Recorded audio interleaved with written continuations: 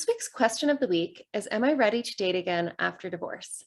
I'm going to give you 6 areas in this video that you should be working on to feel confident that you're ready to get back out there on the dating scene after your divorce.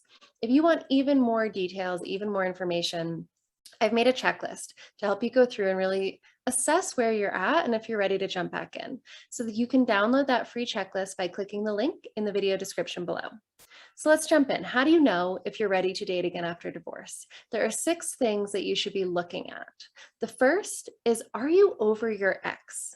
For a lot of people, dating actually feels like it's a really good way to help you get over your ex. And it can be, it can work. Definitely having sex again with somebody new can be a huge boost in getting past your divorce. However, you do want to be working towards being over your ex before you jump into the dating scene, because if you're not, you can use dating in ways that are really detrimental to your own healing and your own progress. So you don't want to be using dating to get back at your ex, to make your ex jealous, and you certainly don't want to jump into dating if you are constantly thinking about, stressing about, and worrying about your ex. That's not fair to you, and it's certainly not fair to the person that you're dating. In a similar vein, you want to make sure that you're emotionally secure enough to date. When I say emotionally secure enough, what I'm saying is that you have to be willing to be rejected. If you are not ready for rejection, if you can't take that, if your self-worth and your self-confidence isn't established enough after your divorce to be able to handle rejection, you should not be dating. Often I see people going out after a divorce and using dating as a way to find validation. Their self-confidence, their self-esteem has been damaged by the divorce, damaged by their ex, and they go out into the dating scene seeking that confidence boost, seeking that self-esteem boost. Sometimes it works, but this is a really risky way to boost your confidence, because so often you will be rejected for reasons that have nothing to do with you.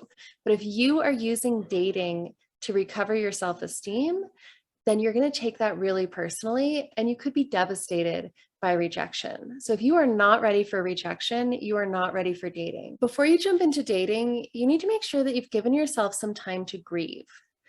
Dating can be an easy way to distract yourself from the sadness, from the loss of divorce. Even if your divorce ended in a lot of anger, even if you're the one who chose the divorce, there's still a lot to grieve, and you really can't escape that work.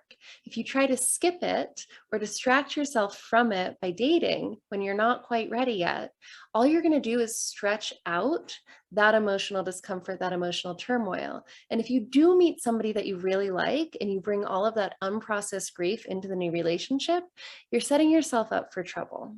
Number 4 is one of my favorites. Do you know who you are after the divorce? This is definitely going to be a work in progress. You do not have to be absolutely certain about who you are after divorce to start dating, but you should be thinking about it. And when I ask who you are after the divorce, I'm really asking, who do you want to be? So often we find ourselves defined by our role in the marriage.